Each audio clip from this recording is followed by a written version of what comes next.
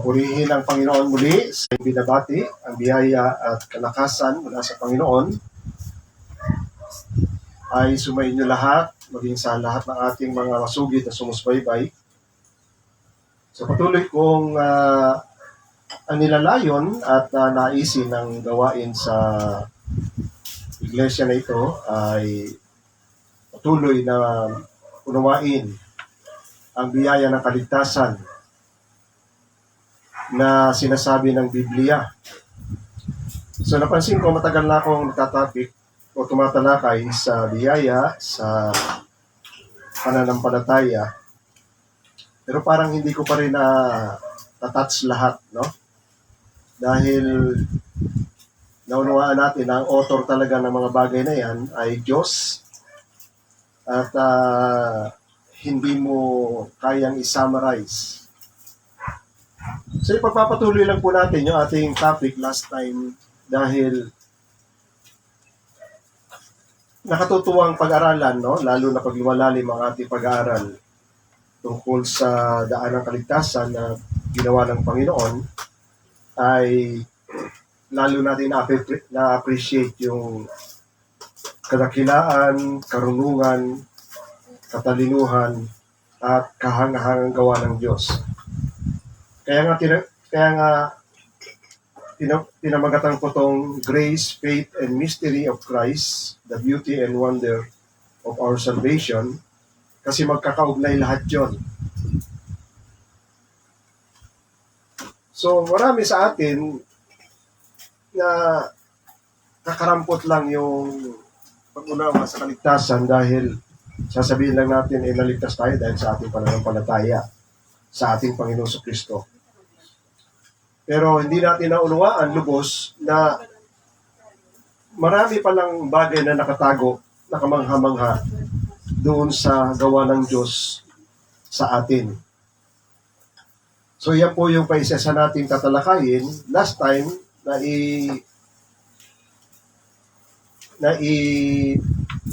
paliwanag ko na tungkol sa biyaya, na yung biyaya na yon ay yung kaloob ng Ama na ibinigay sa sanlibutan ito na inaalala natin doon sa usapan ng Panginoon at saka ng babaeng Samaritana. Diba? Nalalaman mo ang kaloob ng Diyos. So, ini-imply ni Jesus Christ na siya yon, no? Ikaw pa ang hihingi sa Kanya ng tubig at bibigyan Kanya ng tubig na nagbibigay buhay. So, hindi sa isang ordinaryo at bigla lang na usapan na meet mo ang Panginoon, hindi mo kagad yun ma-apprehend, no? Maka-catch up. Kasi out of this world yun eh. Ang isip ng babae yung tubig pa rin eh. No? Pero malalim na katotohanan ang unti-unti inililitaw ng Panginoon na kailangan sundan natin yon para lalo natin maunawaan. So ngayon, dun sa Efeso chapter 2 verse 8 and 9, nakita natin na yung biyaya, doon tayo naligtas sa biyaya. Diba, pinaliwanag ni Apostol Pablo, hindi sa ating mga gawa upang walang sinumang ang magmayabang. Pero sinabi niya, yung grace na yon, it is the gift. So meaning, si Jesus Christ yun, no? Nakita natin, dahil iyon ang paboritong verse na sinasabi natin sa John 3:16, for God so loved the world that He gave. So yung giving na yon, na kanyang precious Son, iyon na po yung gift na sinasabi ng Biblia. At the same time, iyon din yung grace. Kaya nga pag inuunawa natin yung grace, ay biyaya, something na natatanggap. So, pero hindi natin maunawaan na literal na tatanggap natin yun, kundi iyon ay ini-establish at idinideklara ng Diyos na mga bagay na dapat nating unawain na iyon ay tinatanggap sa pamamagitan ng pananampalataya. ibig sabihin, pinaniniwalaan natin yun. Diba? Katulad nung sinasabi sa Bible na pagpapawalang sala. So wala ka naman nararamdaman sa sarili mo, hindi ka naman nakulong, hindi ka naman hinuli ng pulis.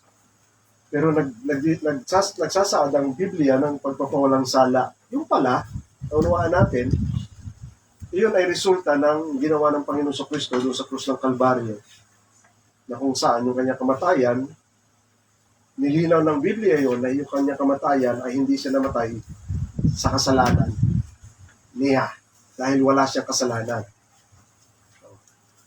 At yung kamatayan na yon, kaya nga tinitiyak ng Biblia na inihalin tulad siya sa isang kordero na walang kapintasan. Ibig sabihin na walang kapintasan, walang kasalanan. Oh. So yung pala yung tunay o realidad na sacrifice na hinahanap ng Diyos Ama. So ginagawa ng mga Israelita yun doon sa templo, pero yung templo, maliwanag na sinasabi sa Hebreo, iyon ay wangis lamang ng tunay na templo na nasa langit, na doon pumasok si Jesucristo. Pinapaliwanag sa Hebreo, yung pinapaliwanag natin sa last time, Hebreo chapter 9, di ba? How much more, sabi lang, gaano pa kaya? Na minsan, sabi diyan, no?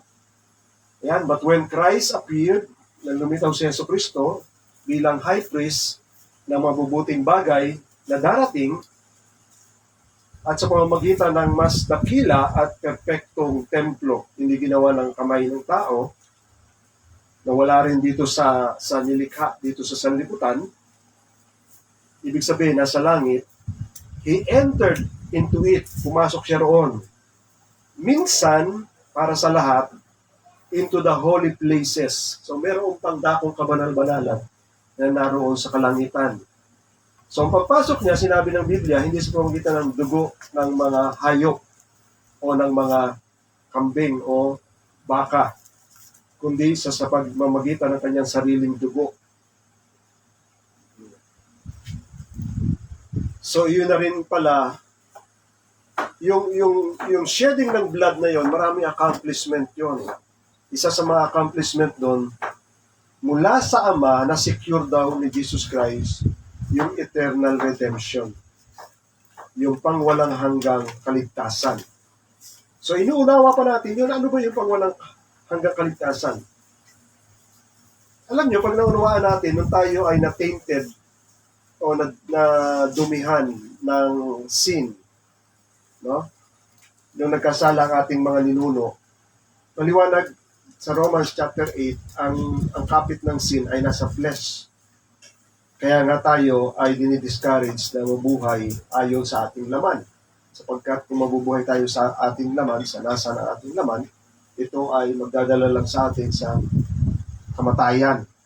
Kundi hinihila tayo na mamuhay sa Espiritu. At yung Espiritu na yun na sinasabi ng Biblia, number 1 ay yung mga salita ng Diyos. Doon tayo sumunod.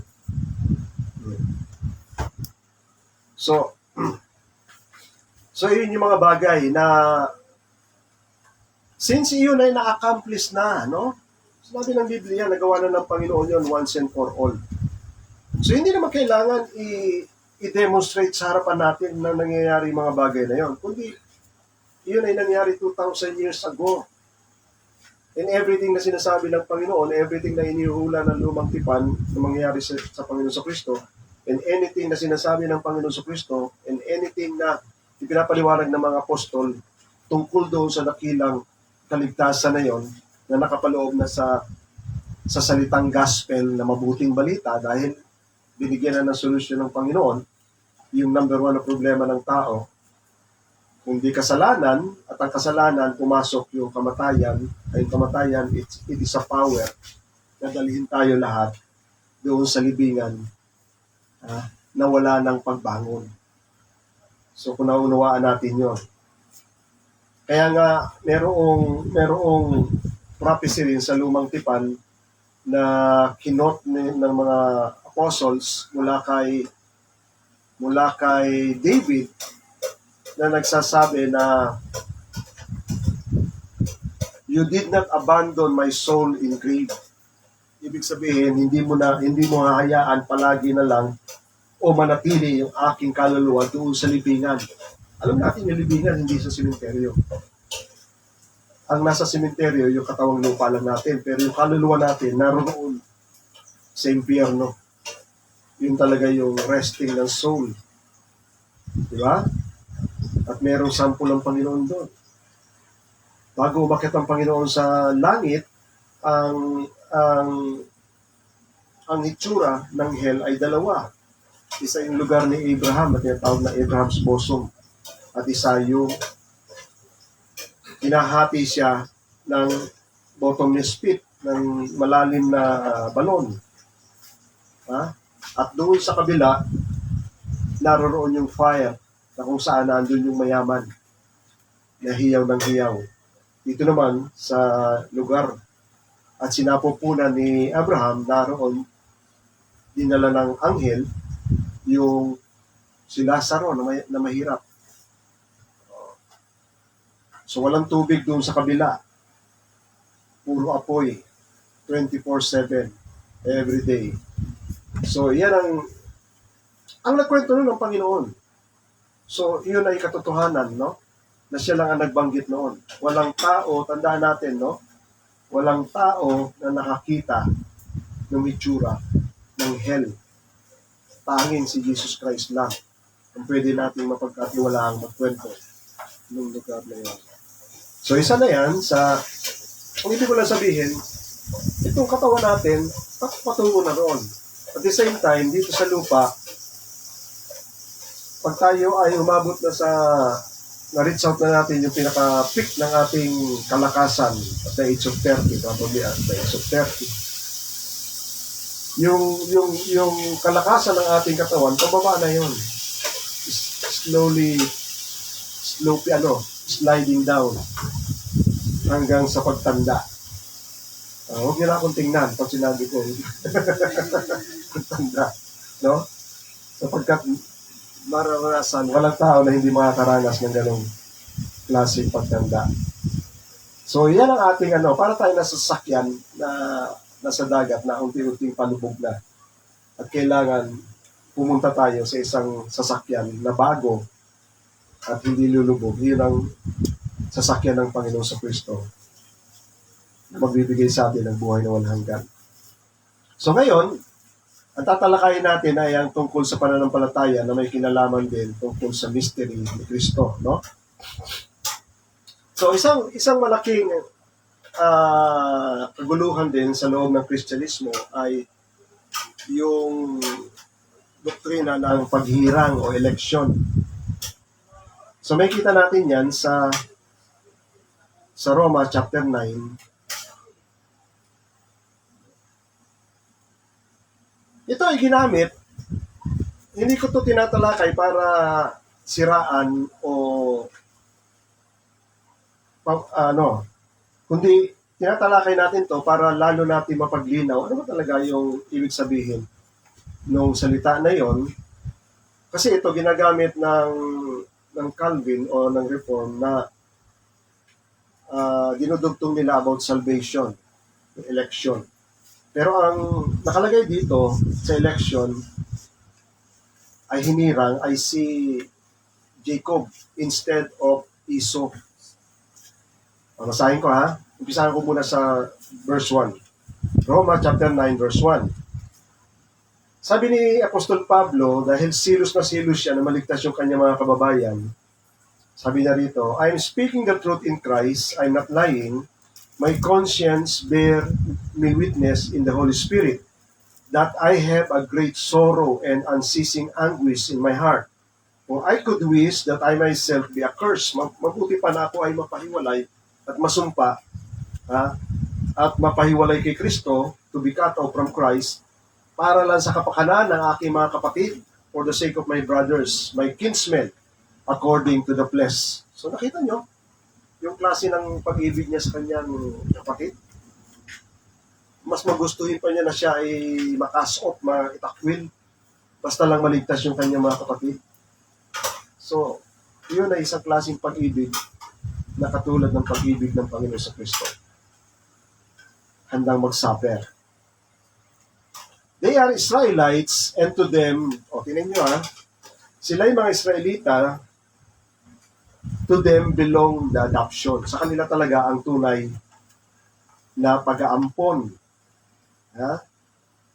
Ang kaluwalhatian, the glory. Ano yung glory na yon? Yung glory ng Diyos sa kanilang kampo, sa kanilang bayan. The covenant, yung tipan. The giving of the law. The worship. Sa kanila yung pagsamba. With regards to the temple, doon sila sumasamba. And the promises, yung mga pangako, particularly pangako ng Panginoon, kay Abraham. To them belong the patriarch. Sa kanila, ang mga patriarka, na kung saan ang lahi ayon sa laman na pinagbuhatan ni Kristo. Pero pansinin niyo ang salita, kung sino si Kristo, sabi ni Apostol Pablo, to them belong the patriarch, and from their race, according to the flesh, is the Christ. Sino si Christ? Who is God over all. Makita yung deklarasyon ni Pablo sa pagkakilala niya kay Jesus Christ. Siya ay Diyos sa lahat. Blessed forever. Amen. Ito yung sinasabi natin, no? Hanggat hindi mo na uunawaan na si Yesu Cristo na nasa katawang lupa ay Diyos talaga na nagkatawang tao, hindi ka pa rin nabubuksan. Ang termino sa Bible yan, sa mga Israelita, uncircumcised yung heart mo. Yan ang termino dyan. Hindi pa nabubuksan yung puso mo para makilala mo ng lubos kung sino si Yesu Cristo sa pagka-Diyos. Hindi nila matanggap yun. Sisigaw sila sa tuktok ng kanilang boses sa galit kay Jesus Christ. Ganon sila katindi, ganon sila kaselos sa Judaism. Na hindi pwede yung kapwa-tao na mag-angkin na siya Diyos. Kaparehas ng Diyos. Pero hindi nga nila inuunawa yun. Maraming salita sa lumang tipan. Isa na dyan sa Habakuk. Sabi ng Panginoon, look at the nation. And be utterly amazed, for I am going to do something in your days. May gagawin ako sa mga panahon ninyo na hindi kayo maniniwala, even if you were told, kahit na sabihin sa inyo. Kaya nga sinasabi ko yung mystery. Mystery ni Christ. Hindi natin talaga mapagdugtong yan. Tao ba? Diyos yan. Alam niyo sa lumang panahon, malaking issue yan na pinag-usapan ng mga church fathers, yung divinity and humanity ni Jesus Christ. Ingat na ingat sila doon. Mali pa nga yung pagsalita na si Jesus Christ daw ay 100% human, ay 100% God. Hindi raw yun ang tamang termino na sabihin doon. No? Kundi ang tamang termino o salita na gamitin doon, Jesus Christ is fully God and fully man. Ano mga theological words na ginagamit nila.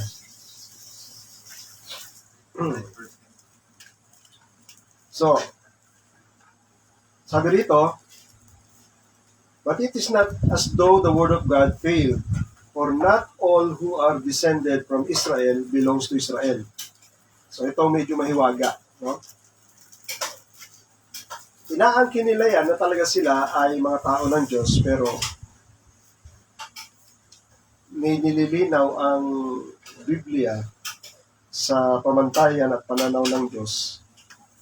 Meron talagang tinutumbok kung sino talaga ang tunay na anak ng Diyos at sino talaga ang hindi tunay na anak ng Diyos. Sino talaga ang tunay na Israel, sino talaga ang hindi Israel. Sino talaga ang anak ni Abraham, sino talaga ang hindi anak ni Abraham. Kaya yung argumento nila sa John chapter 8, di ba? Kung kayo ay mga anak ni Abraham, gagayahin nyo yung ginawa ng inyong amang si Abraham. Bakit nyo gusto akong patayin? Samantalang si Abraham, nung makita ako, natuwa siya. Kayo nung makita ako, Gusto niya akong patayin. So doon, pinapakita na sa gawa, yung pagiging anak. Naintindihan niyo ba yun? Kung ano ang attitude at gawa mo and character. Magre-reflect yun doon sa ninuno mo na mabuti. Since hindi mabuti yung ginagawa nila, so hindi sila pwedeng i-trace doon sa kanilang mabuting ninuno. And not all the children of Abraham because they are his offspring. So nilinaw ng Biblia, only through Isaac, kay Isaac lang, siya yung offspring benin. So ano ibig sabihin ni ano dito? Kay Isaac lang, yung pangako ko ipapamana sa iyo, Abraham, hindi kanino man, kundi sa anak mo, kay Sarah na si Isaac. Bakit ganon? Kasi si Abraham may iba pang anak, mas panganay pa kay Isaac, si Ismael. Kaya lang anak niya sa alipin. So nilinaw ng Bible yon, yung anak sa pagkaalipin, hindi yan lehitimong magmamana ng ipinapangako ng Diyos.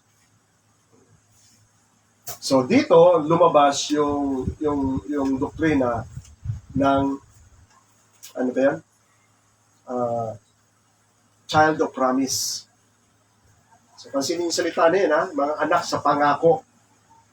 Kaya naging anak sa pangako si Isaac kasi hindi na talaga sila magkaanak. At nangako ang Diyos, magkakaanak kayo, magkakaanak kayo, magkakaanak kayo. So meaning, si Isaac ay miracle ng Diyos. Miracle yun, miracle baby. Kaya nga, ikinukumpara natin sa New Testament, merong anak sa pangako sa New Testament. At nililinaw natin last time yon sa John 1:12. Kung naintindihan niyo yung John 1:12, paano nagiging anak sa pangako ang isang ordinaryong tao?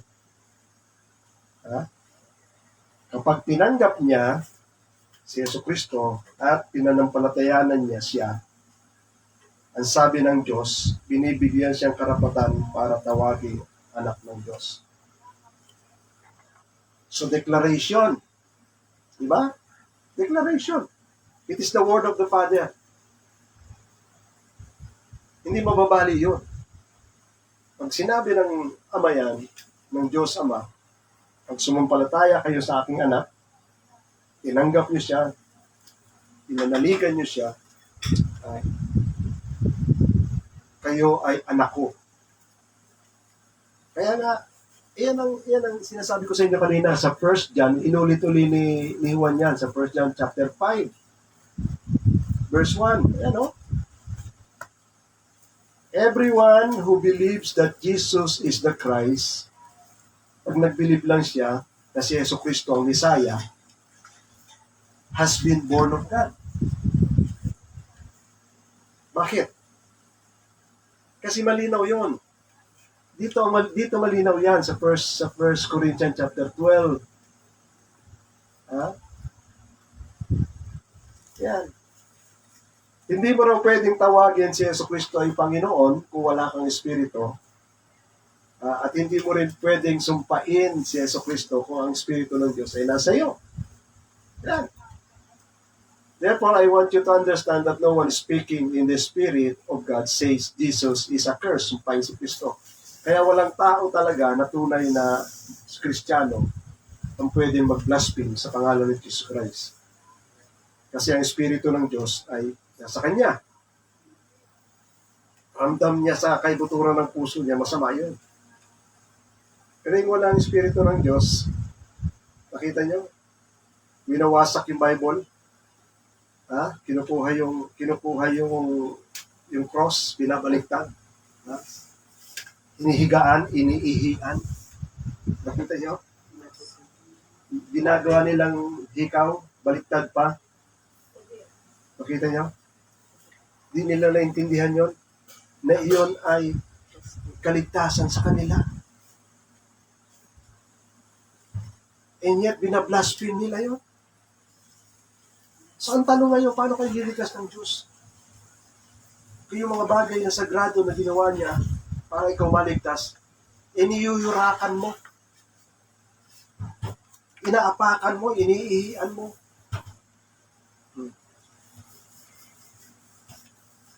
Kaya hindi mo pwedeng gawin yun. So balik tayo sa Romans chapter 1, chapter 9. So, si Isaac ang child of promise. Ngayon, mga anak uli yung child of promise. Dalawa, nanganak. Si Esau at saka si Jacob. Tingnan nyo to Dito sa mundong ito, by nature, kung may kaharian, sino ang automatic at walang pwedeng tumutol na magmana ng kanyang korona ng tatay? Yung panganay. Panganay. By nature yun. By nature. Siya talaga. Walang aagaw nun. Panganay. Pero sinabi ng Biblia, bago pa sila isilang, ang matanda maglilingkod sa bata, tapos kagaya rin sa verse 13, nakasusulat, inibig ko si Jacob, ngunit si Esau ay kinamuhian ko. Kaya, ito sa verse 9, at chapter 9, verse 11, sabi rito, bago pa raw ipanganak yung mga bata, wala pa silang nagagawa na mabuti o masama, para daw maitayo o magpatuloy yung layunin ng Diyos sa paghirang, in order that God's purpose of election might continue or might stand, not because of works, but because of Him who calls. Ano ang dahilan? Hindi yung gagawin ng tao.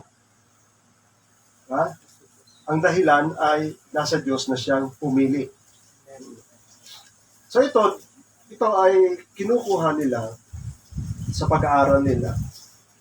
At ina-apply nila yan direkta sa maliligtas. Yung election na yan, bagamat may salita rin na elect sa mga maliligtas. Oo. Tama yun, no? Tama yun. Yung maliligtas ay elect, chosen. Katulad na sinasabi rito sa Ephesians chapter 1, verse 4. Sabi riyan, even as He chose us, elect yan. Ang word yan, the same din even as He chose us in Him before the foundations of the world, that we should be holy and blameless.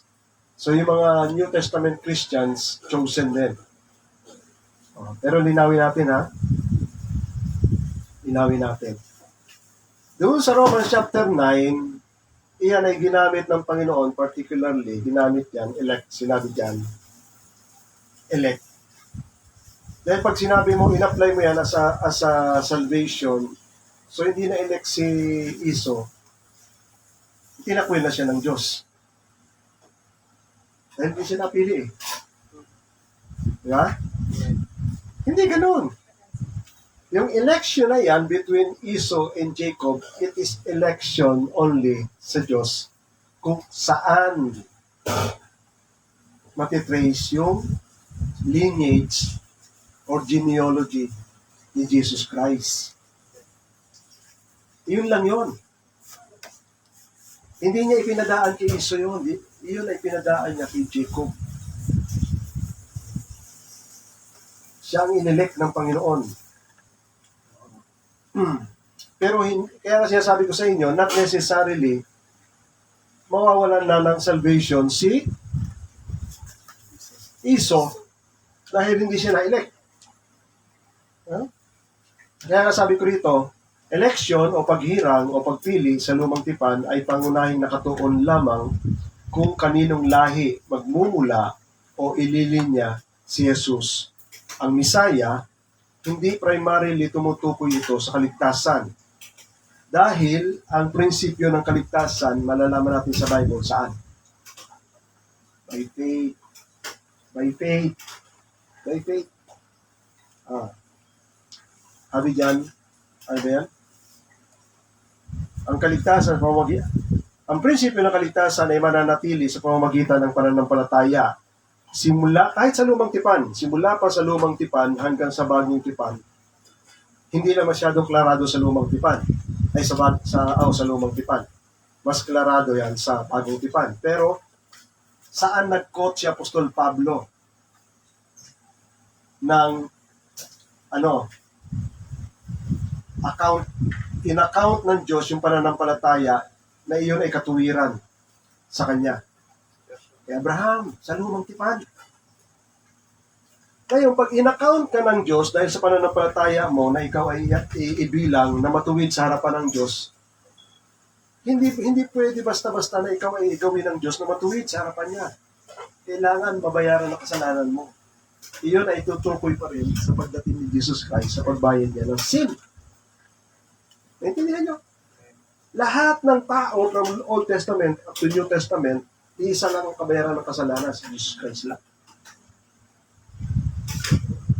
Pero ang twist ng Panginoon, para makamtan mo yon, kailangan mo pabilang ka kay Jesus Christ. Ha? Kaya itutuloy natin. So, bagaman ang hinirang sa lumang tipan, sabi rito, bagaman ang hinirang sa lumang tipan, eventually, o dagli-dagli, nananalig. Dahil ang pinili ng Panginoon, si Jacob, agresibo siya sa Panginoon, nangaagaw pa talaga siya ng blessing. Pero ito si Esau, hindi. Niyuyurakan niya yung pangako, may pangako ng Diyos sa kanilang lahi. Inheritance mula kay Abraham. At siya talaga magtatanggap nun. At yun ay ipopronounce ng kanilang tatay para maisalin. Ibibless sa kanila yon. Walang halaga sa kanya yon. Mas mahalaga sa kanya yung luto ni Jacob. Gutom na siya. Mas mahalaga yung luto ni Jacob. Pero bandang huli, iniiyakan niya na makuha niya yung blessing na yon. Di ba? Bagamat ang mga hinirang sa lumang tipan, eventually, dagling nananalig sa Diyos na tumawag sa kanila, kaya nga makikita ninyo, hindi kinalulugdan ng Diyos ang walang pananampalataya. Kaya si Esau hindi kinalugdan ng Diyos. Dahil hindi maisasakatuparan ng Diyos ang plano niyang pagliligtas sa mga hindi sumasampalataya. Kaya dito pa lang makikita ninyo na kahit na hindi sumasampalataya yung Panginoon, pero pinili siya ng Diyos at ililigtas siya, hindi ibabiolate ng Diyos yun. Hindi maliligtas yun. Sa lumang tipan o sa bagong tipan, hindi maliligtas yun. Nakita nyo yung dinadala ng Panginoon papunta sa Promised Land? Marami doon, ayaw na maniwala na sila ay kayang dalhin ng Diyos. Kaya doon pa lang sa ilang, for 40 years, inaubos na sila ng Diyos doon. Kailanman hindi maliligtas yun. Hindi talaga may ini-execute ng Diyos yung salvation literal sa bayan ng Israel sa pagkuman sa kanila na sumunod. Ayaw sumunod. Paano siya maliligtas? Ayaw sumunod. Ipinapakita ng kaligtasan doon na makakross sila hanggang makarating sila doon sa Kanaan. Ayaw nila. Para sinasabi ng Panginoon, ayaw nyo pala ng kaligtasan na makarating kayo sa land flowing with milk and honey, sa karangyaan. Mas gusto nyo pang bumalik sa Egypt. Manatili na lang kayo dito sa disyerto hanggang sa mautas na ang buhay ninyo. Yung prinsipyo na yon sa lumang tipan hanggang sa bagong tipan, parehas din. Hindi ka maliligtas pag wala ka pananampalataya kasi hindi mo maisa sa katuparan yung command ng Diyos na pasunurin ka. Pero dito kay Esau,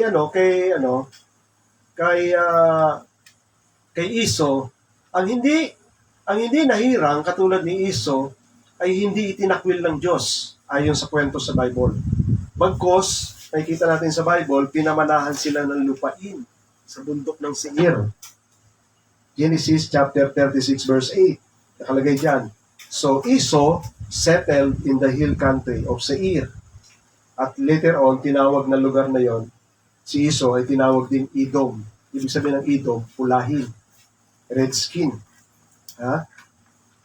Nung pinapapunta na roon, ang namumuna ata ay sila Moises para lupigin yung mga lugar na yon. Madadaan sila sa lugar ni Esau. Ang bilin ng Panginoon sa kanila, sabi ng Panginoon kay Moises, command the people, you are about to pass through the territory of your brothers. Tingnan nyo, sa mata ng Diyos, kinikilala si Esau na kapatid siya ni Jacob. So, ibig sabihin, may halaga siya.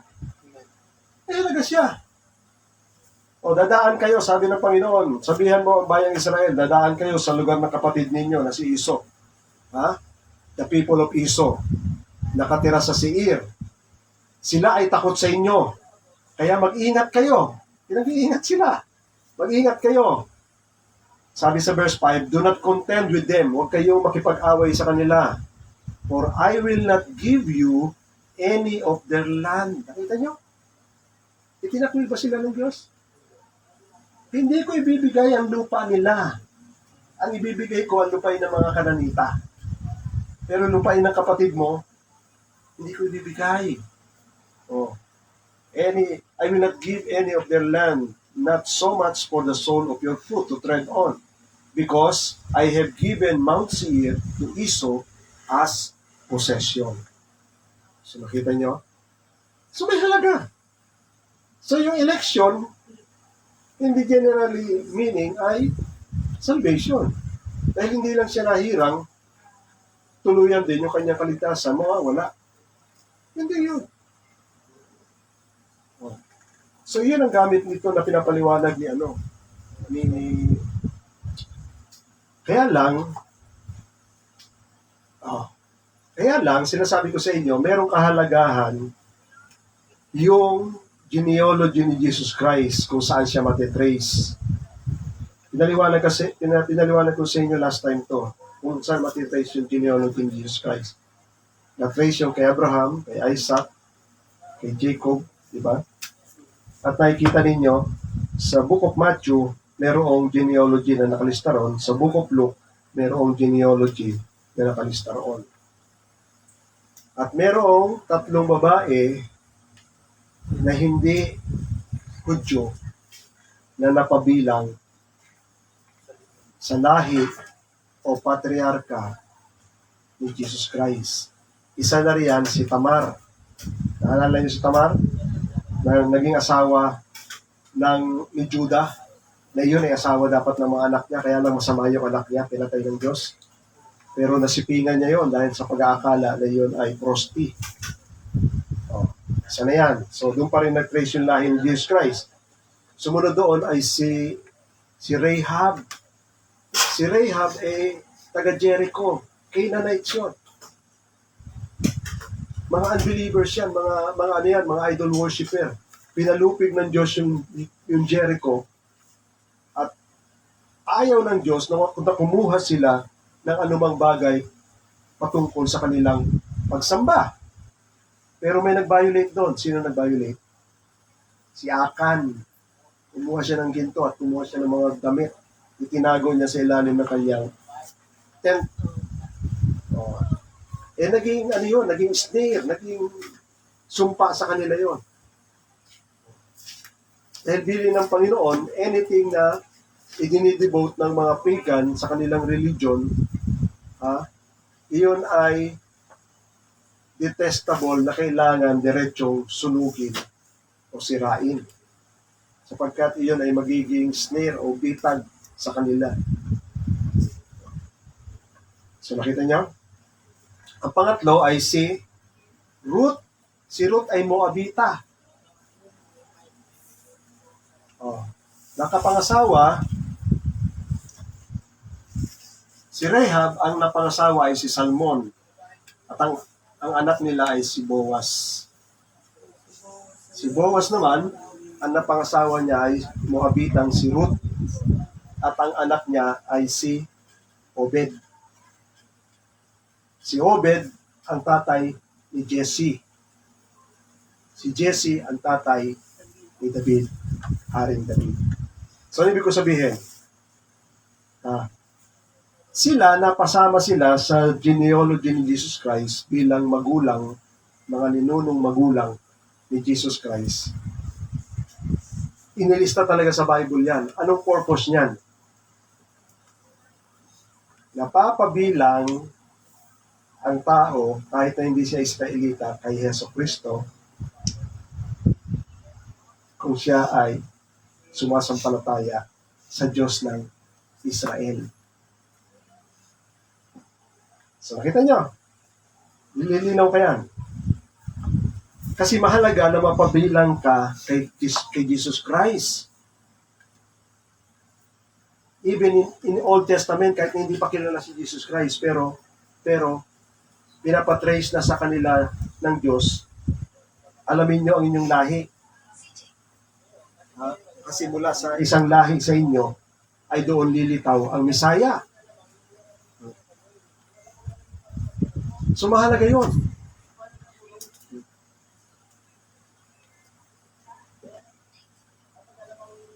Kasi iyon lang ang tanging paraan para mai-consider kayo kay Heso Kristo.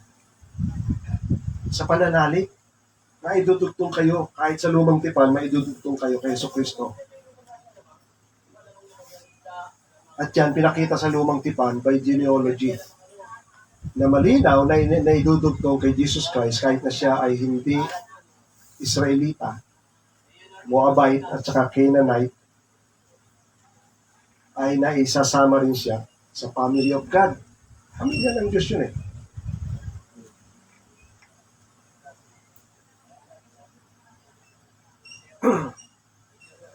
At yung pangako, tandaan ninyo, yung pangako ng Diyos kay Abraham, parang may dalawang pananaw yun. Sa anak niya ibibigay yun. Pero talaga, ang unang intensyon ng Diyos doon, ang Diyos ay hari, no? At kapag nag-create siya, sino ang magmamana? Yung anak ng Diyos. Kita niya? Yun talaga sinasabihan niya na pamamanahin ko, Abraham. Bakit ganon? Bakit ganon? Hindi talaga sa literal na anak ni Abraham. Kasi merong paglulupig kung sino ang nakakamkam ng sanlibutan. Hindi kaya ng inapo ni Abraham baliktarin ang kapangyarihan ng Diablo nung nakuha niya yung paghahari dito sa lupa. Ang pwedeng magbaliktad noon ay yung tunay na anak ng Diyos sa langit. Ngayon, isinasama lang tayo ng Diyos na maging tagapagmana doon sa binhi ni Abraham. At tayo ay nasasama sa lumang tipan o sa bagong tipan sa pamamagitan ng pananampalataya. Yan. So, naintindihan nyo na. Sabi ko rito, ngunit napapabilang din kay Yesu Kristo sa lumang tipan ang sinuman sa pamamagitan ng pananampalataya, katulad ni Ruth, na pangasawa si Boaz, katulad si Rahab, na pangasawa si Salmon, na parehong hindi Israelita. Naging babaeng ninuno sila ni Yesu Kristo ayon sa kanyang genealogy. Ang panganay ang tagapagmana na natural na kalikasan sa mundong ito. So, kung ihahambing talaga sa anak ni Abraham, ang pangalan niya si Ismael. Pero hindi sa kanya ibinibigay ng Diyos yung pangako pagmamana, kundi sa tinatawag ng Diyos na anak sa pangako. Iyon ay si Isaac. So, nalinawan na natin yan, no? Pagdating kay Isaac, merong anak siyang dalawa, ito ay si Esau at saka si Jacob. Dito ngayon inilabas yung paghirang. Hindi pa daw lumalabas o nakakagawa ng mabuti o masama, pero pinili na ng Diyos si Jacob na siya ang magiging mas powerful kaysa sa matanda. Dahil mahusay ba? Tandaan nyo, dahil mas mahusay ba ang katangian ni Jacob? Takot nga siya sa kuya niya nung nagkita uli sila. Takot siya sa kuya niya. Kaya bago sila magkita, pinauna niya yung kanya mga, nung umalis na siya sa tiyuin niyang si Laban, dala niya na yung dalawang asawa, at saka yung mga anak niya sa mga katulong, pinauna niya yung dalawang set ng servant niya na may mga hayop na dala para masalubong kagad si Iso. Dahil tatanungin ni Iso, para saan yung mga anong yan? Hayop na yan. Sino may-ari niyan? Si Jacob po. Ito po ay pinabibigay sa inyo. Ganun kagad ang ano niya kasi gusto niya kagad na bigyan ng pabor. O bigyan ng ano. Takot siya. No? Ngayon ang tanong ko sa inyo, bakit sinabi ng Biblia that the older will serve the younger?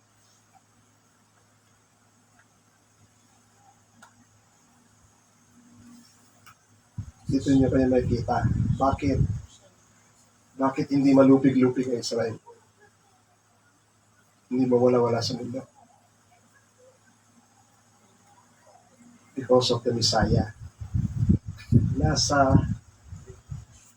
lineage nila yung anak ng Diyos. Kaya sinasabihan ng Israel, a one can chase 1,000. Kaya ba ng Israel yun? O wala ang Diyos doon? Kaya sila mapwersa. Kaya si Jacob mas malakas kaysa sa kuya niya. Kasi kasama niya ang Diyos. Kasama niya ang Diyos. Yan ang hindi naunawaan ng Israel. Kasama nila ang Diyos. Kaya lang pa nagkasala sila, katulad ng nagkasala si Akan, nung lumusob sila sa maliit na lugar ng AI, sila ang talo. Kasi napapahiwalay sila sa Diyos kapag sila nagkakasama. Nung panahon din ni Samuel, kasi sila, bata pa lang si Samuel, ang nanunungkulan doon si Eli, yung kanyang dalawang anak na corrupt, si Hophni at saka si Phinehas. Oh. Alam niyo ang sinabi ng Bible, kung mabasahin niyo, doon sa tent, mayroong kandelabra. Sinabi ng Biblia na wala yung apoy ng kandelabra. Ang kandelabra, simbolo ng Holy Spirit. Kapag umiilaw yan. Pinapanatili nila yan na nag-iilaw. Pero nawala yun. Simbolo na umalis na ang presensya. Kaya sila natalo.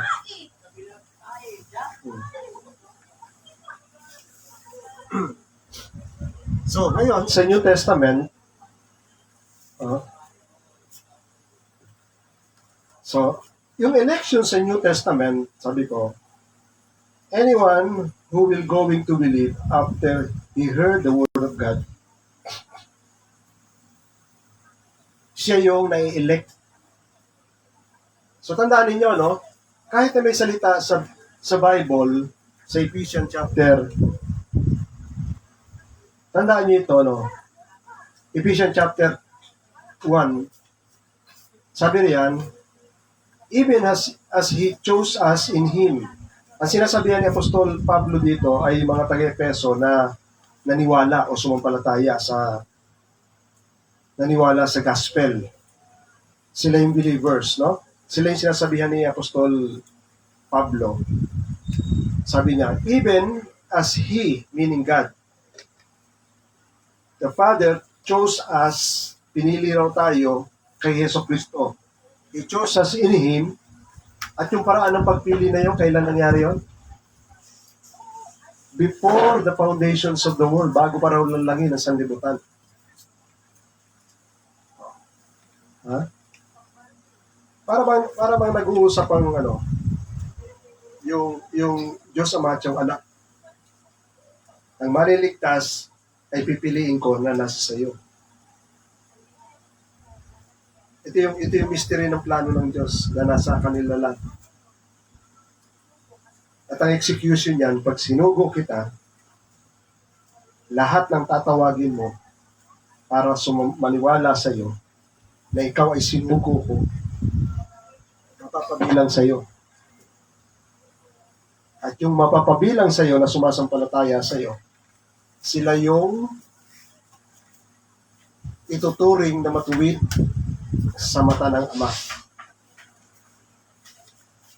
Dahil sa gagawin mong sakripisyo. So nakita yun? Kahit sinabi ng Biblia na tayo ay pinili bago palalangin ng sanlibutan, ang Ama lang ang nakakaunawa dyan. Hindi pwedeng gamitin yan sa labas. Nasabihin mo, ayaw niya makinig. Hindi talaga pinili ng Diyos siya. Hindi mo pwedeng sabihin yun. Si Apostol Pablo, persecutor. Pero nung tinawag ng Panginoon, nakita mo, isa sa pinakadakila pa na apostol, lalo na sa panulat at sa karunungan. Majority of the books sa New Testament, halos siyang sumulat lahat. Sa mata at sa isip lang ng Diyos yan, kilala niya lahat yan. No? Pero ito, malalaman natin, katulad ng taga-Epeso at saka sa Thessalonica, kapag ikaw ay believers na, doon mako-confirm na ikaw ay kasama sa mga hinirang. Kaya nga sinabi nung nagtitipon ngayon yung mga taga-Epeso, nagpapaliwanag si Apostol Pablo, pagpalain ang Diyos Ama ng ating Panginoon sa Kristo, na pinagpala tayo kay Hesus Kristo, ng lahat ng mga spiritual na pagpapala na nasa kalangitan. Sapagkat pinili niya tayo kay Hesus Kristo, kino-confirm na lang niya, no?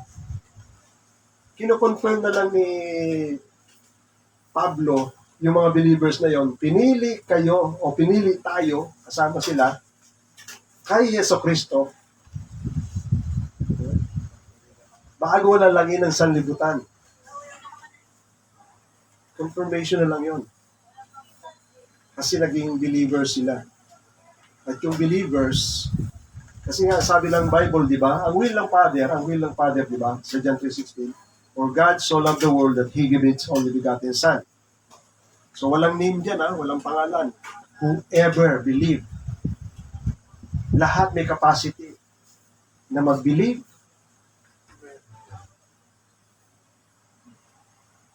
Lahat may capacity na mag-believe. Whoever believe. Ganun lang kasimple yun. Whoever believe will not be condemned, but have everlasting life. Ganun kasimple siya. Pero bakit hirap yung iba magkaroon ng kaligtasan? Kasi ayaw nila sumampalataya eh. Sa buhay nila may choice sila. Ang sasabihin ko sa inyo, kapag kaharap nyo ang Panginoon, wala kayong choice. Except to accept Him and obey. Saan ka pupunta? Pag tumalikod ka sa Kanya, saan ka pupunta? Kahit anong dunong mo, kahit anong galing mo, hindi mo mararanasan yung ibibigay ng Diyos para sa iyo sa kaligtasan mo. Di ba? Oh.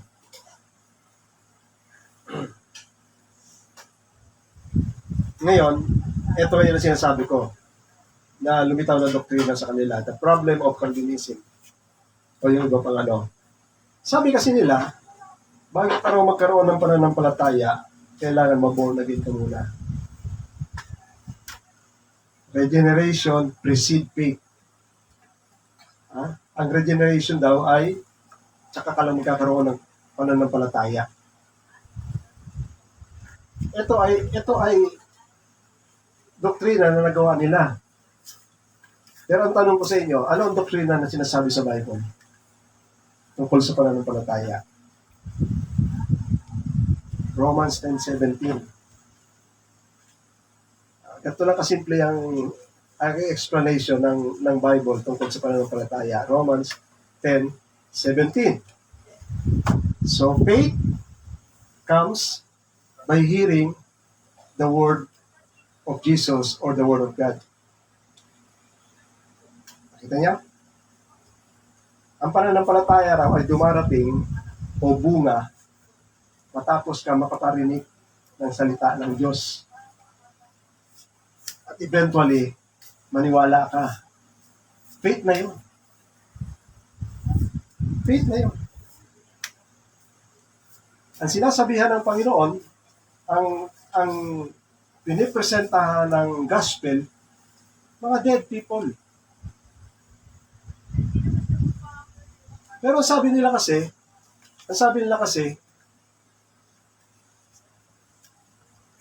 wala raw kakayahan ang tao na magnasa patungkol sa Diyos. Wala daw kakayahan ng tao na pumunta sa Diyos. Kasi yan daw ang sabi ng Romans chapter 3. Tingnan niya. Yan. Diniklara kasi ng Biblia, wala nang matuwid, wala ni isa mang matuwid, wala na nakakaunawa, wala na naghahanap sa Diyos, lahat ay lumiko na, at sila ay naging worthless. Wala ni isa. So, ibig sabihin, by nature ang tao, hindi talaga naghahanap sa Diyos. Wala talaga siyang kakayahanan para siya ay sasampalataya. Tama ba yan? Hindi. Tama. Kasi iyan ang nagawa ng kasalanan sa atin. Pag tayo ay nasa power ng kasalanan, talagang nakatalikod tayo sa Diyos. At nakaharap na lang tayo sa gusto nating gawin ayon sa sarili nating nasa ng masamang puso at nasa ng ating mga laman. Tama yan. Tama yan. Pero yung sasabihin na hindi ka makakapag-respond sa Diyos, parang medyo mali yun. So, ano solusyon ng Diyos? Kaya nga niya sinugo ang kanyang anak para siya bumaba. Tayo ngayon ay dead. Sumusunod tayo sa takbo ng sanlibutan. Yan ang definition ng Bible. You were dead in your transgression by following the course of this world. O dito pumunta ang Panginoon. Humarap sa iyo. At sinabihan ka ng salita ng Diyos. Wala ka pa bang kakayahan mag-response?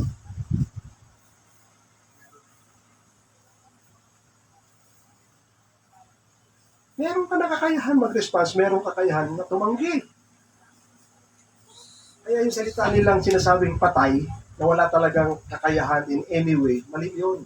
Kaya nga siya nagkatawang tao para lumabas na rito at i-present sa iyo yung katotohanan ng salita ng Diyos.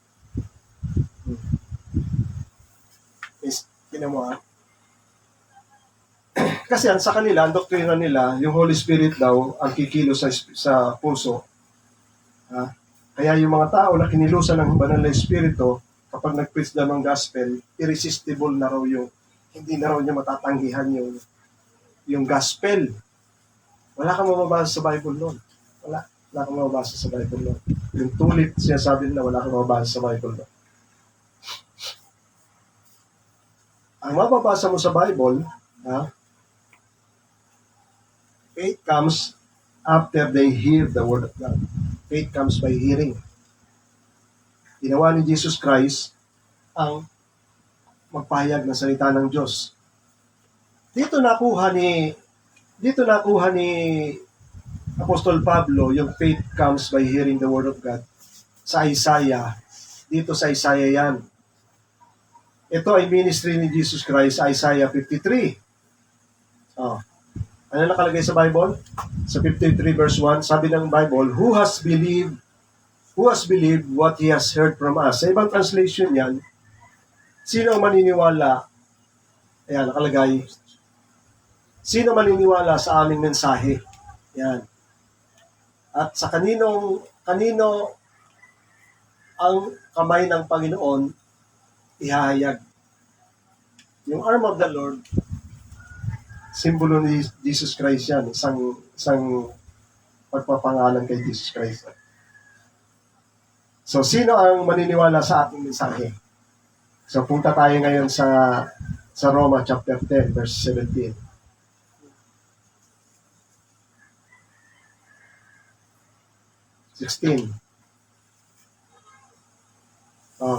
But they have not all obeyed the gospel. Hindi sila lahat sumusunod sa mabuting balita. Sapagkat sinabi ni Isaiah, Lord, who has believed what He has heard from us. Kinot niya yung Isaiah. Oh. Sino? Parang question niya ng Holy Spirit na kay Jesus Christ. Pag pumunta ako roon sa baba at magsasalita ako, sino kaya ang maniniwala sa akin? Yan yung salita na yan. Actually, wala bang maniniwala sa kanya? Meron. Kaya sinabi ni Apostol Pablo, kaya nga, yung taong nakinig at naniwala, naroon yung pananampalataya. So faith comes by hearing. Nung na-hear niya, naniwala siya. Yun yung faith na sinasabi ng Bible. Bunga ng pakikinig. Bunga ng narinig mo.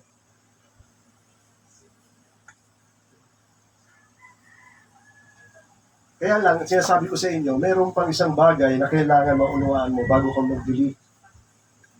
Ano yun? Dito ko ba nakalagay yun?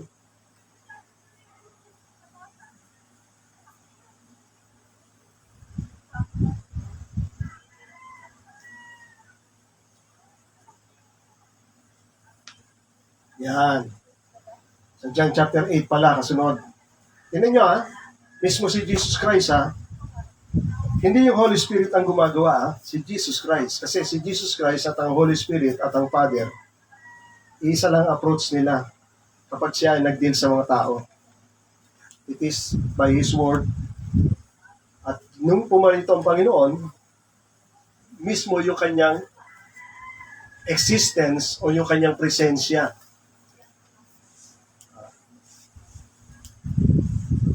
So nakikita ng tao yun, naririnig ng tao yun. Patay na, ang nakakarinig at nakakakita yung patay na tao. Tayo lahat.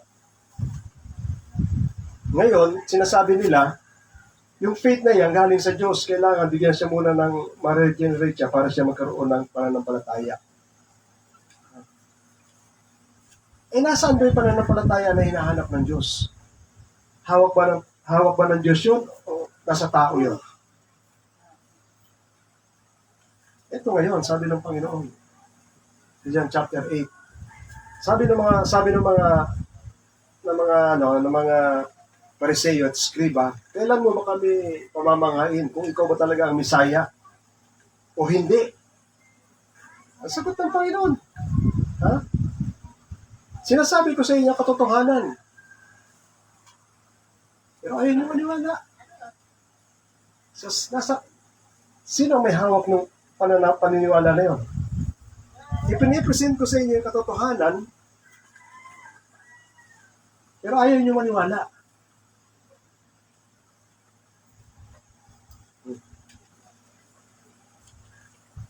At sinabi ng Panginoon, which one of you convict me of sin? If I tell you the truth, why do you not believe? Ano ibig ko sabihin dyan? Ano ang dapat mong maunawaan bago ka mag-believe? Yung truth. Pagkat wala ka ng option sa truth. Kapag ipinisenta sa iyo katotohanan, iisa na lang option mo. Sumunod o hindi sumunod. Ano sabi ng Panginoon? Why do you call me Lord, Lord? Yet ayaw niyo sumunod. Kita niyo? Kung Lord ako, sundin niyo ako. So, yun ang truth dun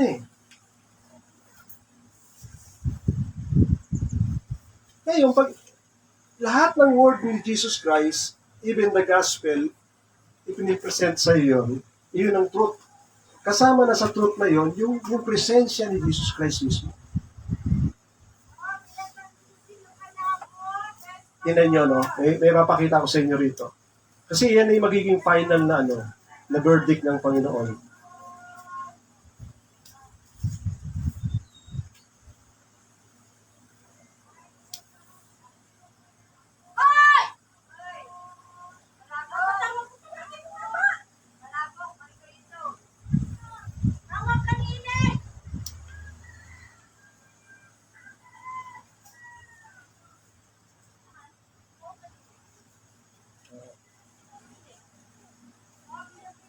na makita.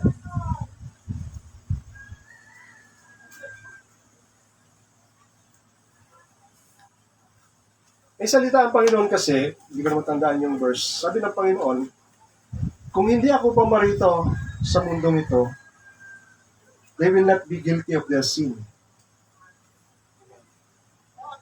Yet, I come into this world, kaya wala na silang maaalibay.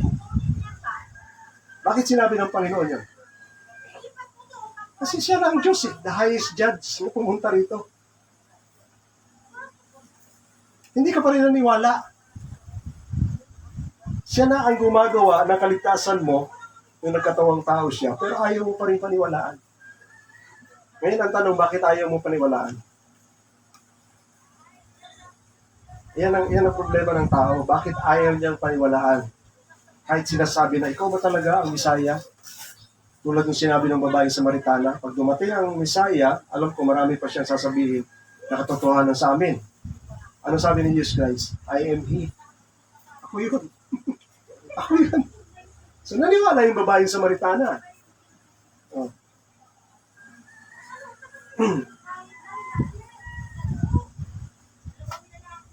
So, pag hindi mo pa pinaniwalaan yun, yung tanong ko sa inyo kanina, bakit hindi nila mapaniwalaan? Kasi nga, iyon nga, the mystery of Christ. Hindi mabasag-basag sa tao na ang tingin niya, tao. Tao. At hindi ka maliligtas ng tao. Kapag ang tingin mo ay tao, saan ka nakatingin?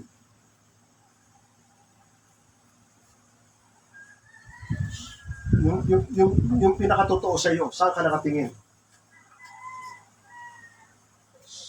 Sa laman.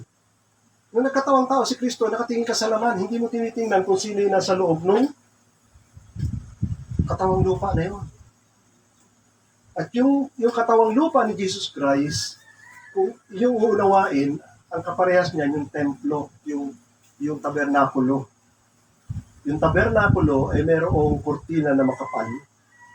Yung kurtina na makapal na naghihiwalay sa holy place, lugar ng tao, at sa most holy place, lugar ng Diyos, ay yung makapal na tela, naghihiwalay. Ang Diyos Espiritu, hindi mo makikita. Pero sabi ng Bible, yung kurtina ay sumisimbolo sa katawan na naman sa Kristo.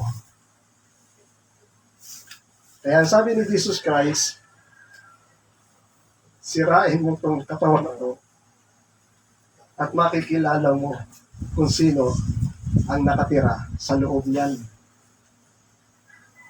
Yung hindi mabasag-basag na pananaw, nakatingin lang sa laman, hindi niya maintindihan yung Diyos sa loob doon. Kaya sabi ng Panginoon, isi-circumcise kita. Ano yung circumcise? Bibiyakin ko yung balat mo para makita mo kung ano yung laman ng balat. Pero isi-circumcise ko yung heart mo. Sa pag-circumcise o anong tawag dito? Crucifixion ni Jesus Christ. Dahil nung yung crucify si Jesus Christ, talagang sinira yung laman niya. Bumangon pa rin siya. Iyon yun. Yung ibig sabihin ng circumcision. Napunit yung laman ni Jesu Cristo. Nakilala mo kung sino yung nasa loob ng laman na yun. Kaya nga binasa ko sa inyo kanina, di ba? Iyon yung naunawaan ni Paul. To them belong the patriarch from the race according to the flesh is the Christ. Sino yung Christ na yun? He is only human? No. He is God over all.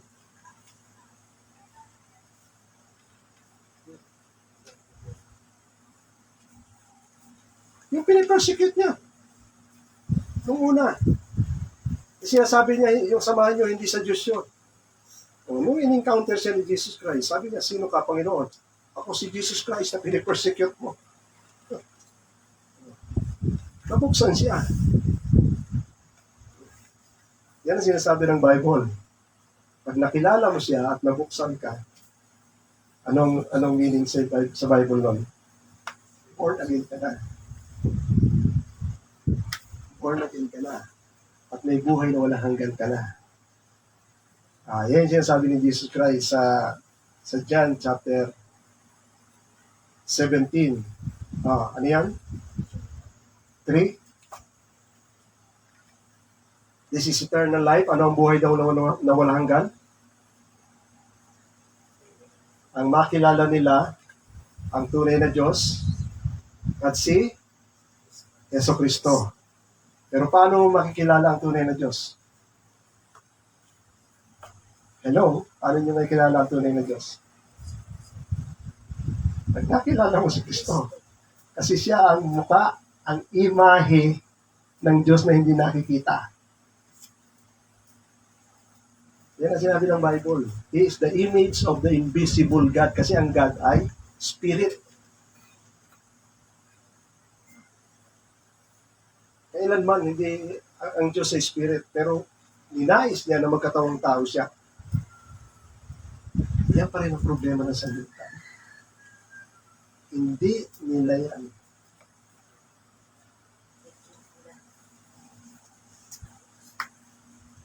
Kasi ayaw nila.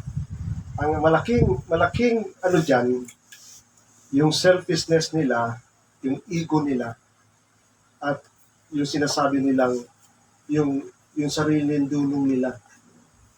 Kasi pag pinalitan mo ang salita ng Diyos, makakuha ka ng karunungan.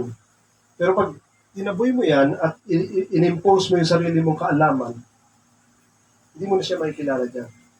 Papalitan mo siya ng sarili mong karunungan. Kaya kailanman hindi mo siya makikilala. Kaya nga sinabi ni Apostol Pablo yan sa Roma, no? Nasa, ano sabi niya sa 1 Corinthians? Nasa karunungan ng sanlibutan, hindi inalaw ng Diyos na makilala siya. Kasi ang panukat ng tao sa mundo, sarili niyang standard eh. Pag hindi may paliwanag ng science, hindi totoo yan. Pag hindi ko ma-experimentuhan yan, hindi totoo yan. Hindi mo talaga siya makikilala.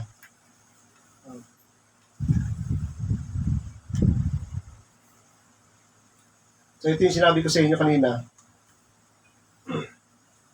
So why they don't believe? Because Christ is a mystery. So they don't want to accept the truth Jesus is telling them. Na yung sinasabi ni Jesus Christ, lahat katotohanan yun. Paniwala sa kanila yun. Diba, ang example ko sa inyo, yung usapan ni Pilato at saka ni Jesus Christ. Sabi ni Pilato, so ganun, hari ka pala. Sabi ni Jesus Christ, yes, yan ang dahilan, yan ang purpose kung bakit ako isinilang sa mundong ito. At dinugtong ni Jesus Christ, ang mga nasa katotohanan ay makikinig sa aking salita.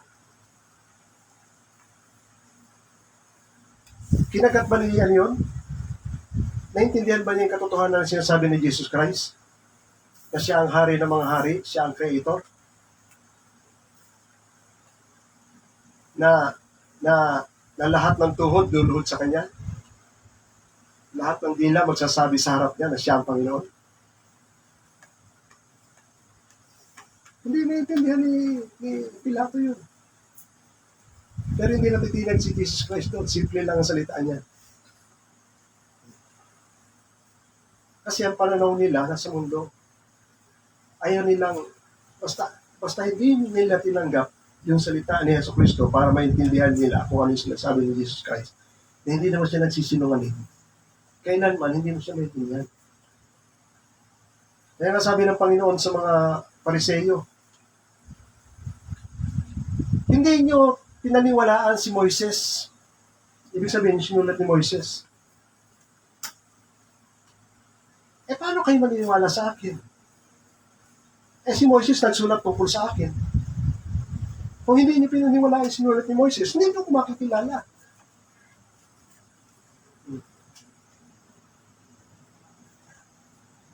So, last na lang, basahin natin itong Efeso para makita natin yung kagandahan ng Panginoon sa kung bakit sinabi ko sa inyo. Sabi ni Apostol Pablo diyan, "Blessed be the God and Father of our Lord Jesus Christ, who has blessed us in Christ." So, saan tayo pinagpala? Kay Jesus. With every spiritual blessing in heavenly places. Nagkaroon tayo ng kapatawaran ng kasalanan dahil kay Jesus Christ. Nilinis tayo sa ating mga karumihan dahil kay Jesus Christ. Naging anak tayo ng Diyos dahil kay Jesus Christ. Kasama tayo yung tagapagmana sa sinasabi na pangako ng Panginoon kay Abraham dahil kay Jesus Christ. Lahat yun by faith. Lahat yun by faith. Sabi ni Apostol Pedro, nakibahagi tayo sa makalangit na kalikasan ng Diyos dahil kay Jesus Christ. Ano yun? Kung anong katawan ni Yesu Cristo, pag lumitaw siya, matutulad tayo sa Kanya. Kaya sabi ko sa inyo, hindi niyo pwedeng i-deny si Jesus Christ dahil hindi lang siya ang kaligtasan natin, kundi ginawa siya ng Diyos na paraan para sa ating kaligtasan. Yan ang mystery niya. Sa pamamagitan ni Jesus Christ. Sa Kanya mismong personahe. Kaya nga siya ginawang, pinaliwanag sa Bible, ginawa siyang Adan. Yung unang Adan, nagmana tayo ng katawang namamatay. Yung ikalawang Adan, nagmamana tayo ng makalangit na kalikasan. Doon tayo magmamana. Pero hindi tayo papanganak ni Jesus Christ. Ang nag-ooperate doon ay yung kapangyarihan ng Holy Spirit. Ito yun. Bago natin basahin yan. Dami ko mapaliwanag sa inyo. Ito yung Romans chapter 8. Kaya dati nandito tayo. For the law of the Spirit of life has set you free in Christ Jesus from the law of sin and death. Nasa law of sin and death tayo. Mamamatay tayo lahat. Pero nung tayo sumampalataya sa Panginoon, dito tayo pumasok kay Yesu Cristo, ang nag-ooperate dito ay espiritu ng buhay. Sabi riyan, for God has done what the law weakened by the flesh could not do by sending His own Son in likeness of sinful flesh. For sin, He condemned sin in the flesh, in order that the righteous requirements of the law might be fulfilled. Ito siya sabi ko sa inyo kanina. Hindi ka pwedeng i-account na righteous na walang nagbabayad ng kasalanan mo. Yan. Kasi iyan ay batas ng Diyos. The soul who sinned is the one who died. Kailangan may mamatay. So, ito yung sabi ko sa inyo. Kapag ikaw na kay Yesu Cristo, wala ka na sa condemnation. Another thing, ano yon? Ang law, ang batas na napapaloob ka, ay batas ng Espiritu ng Diyos. Na lahat doon ay imposible. Ibig sabihin, pwede kang maging anak ng Diyos na hindi kayo pinapanganak. Basta ka na lang bibigyan. Pagdating ni Jesus Christ, basta ka na lang bibigyan. Sabi ng Panginoon, di ba? In a twinkling of an eye, yung katawan natin may kamatayan, biglang magbabago. Gawa ng Holy Spirit yun. Hindi ka na kailangan ipanganak na muli. Lahat yun ay in-operation sa Holy Spirit. Pero dito sa natural, kailangan ipanganak ka. Last na lang, balikan natin dito. Sabi rito, even as He chose us in Him before the foundations of the world, that we should be holy and blameless before Him in love. He predestined us for adoption for Himself as a son through Jesus Christ according to the purpose of His will. Ayon sa Kanyang layunin ng kanyang kalooban, to the praise of His glorious grace, which He had blessed us in the Beloved.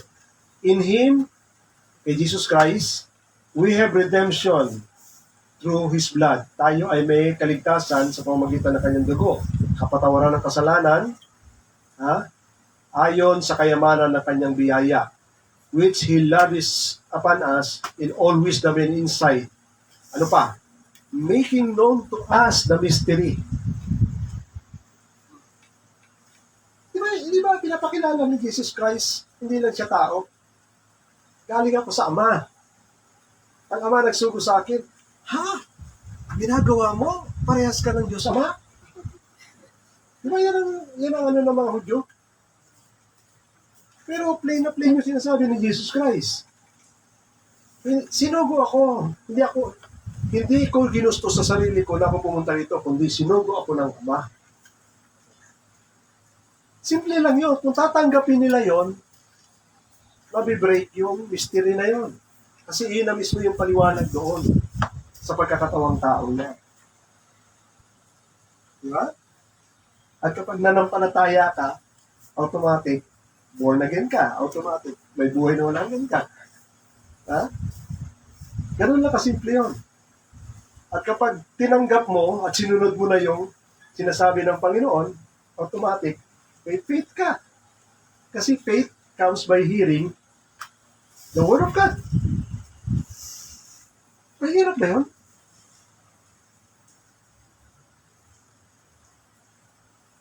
Sa mga hindi matitigas ang puso, hindi mahirap yun.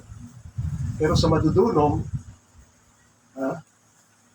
may mga position sa religion at isuran sa kanila yun. Kaya hindi nila matanggap.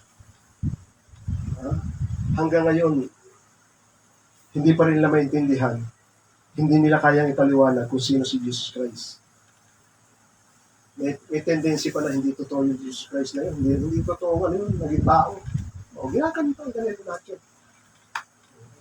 May mga nagpapaliwanag pa, hindi naman banal yan. Hindi asawa yun. Asawa si Magdalena. Kita mo? So, tapusin ko na lang In Him we obtain inheritance, having been predestined according to the purpose of Him, who works all things according to the counsel of His will, so that we who were first to hope in Christ might be to the praise of His glory. In Him also, when you heard, tinan nyo in Him also, when you heard the word of truth, the gospel of your salvation, and you believe in Him. Ano ang garantiya kagad ng Bible? Hindi ka na nagiging born again? Kapag ikaw ay nakarinig ng salita ng katotohanan, ang mabuting balita ng iyong kaligtasan at pinanampalatayanan mo yun, anong sabi ni Apostol Pablo?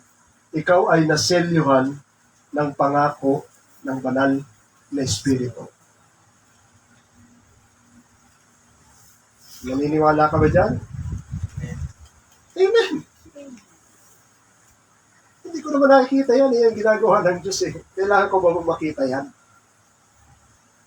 Gawa ng Diyos lahat yan. Yung born again, gawa ng Diyos lahat yun. Pero naunawaan natin, hindi tayo kagad nagiging born again. Later on, pagbalik ni Jesus Christ, mababago tayo lahat. Doon na accomplishment po. Okay? Amen? Lakpakan natin ng Panginoon. Hallelujah. So nakita nyo ang mystery, maging sa pananampalataya. Ang hirap siya ipaliwanag. So, Father God, salamat sa nakakatuwa, Panginoon, bagamat malalim na katuruan. Pero ang dalangin ko, Ama, ay patuloy mong liwanagin ito sa gabay ng Panginoong Espiritu sa bawat puso at isipan ng lahat na nakarinig, Panginoon, sapagkat alam namin, doon sa mga may takot sa iyo at nagpapakumbaba, hindi mahirap, Panginoon, ang kaligtasan sapagkat simple lang ang sumampalataya. Kapag narinig ang pangangaral ng katotohanan at yun ang totoo, ay automatic susundin namin yan, Panginoon, sapagkat iyon ay pawang katotohanan at ang katotohanan na yan, lahat ng yan ay nagmumula sa iyo. Salamat Lord sa kagiliwan at kagalakan na tanggapin at maunawaan ang mga bagay nito. Purihin at takilain ka. In Jesus' name. Amen. Amen.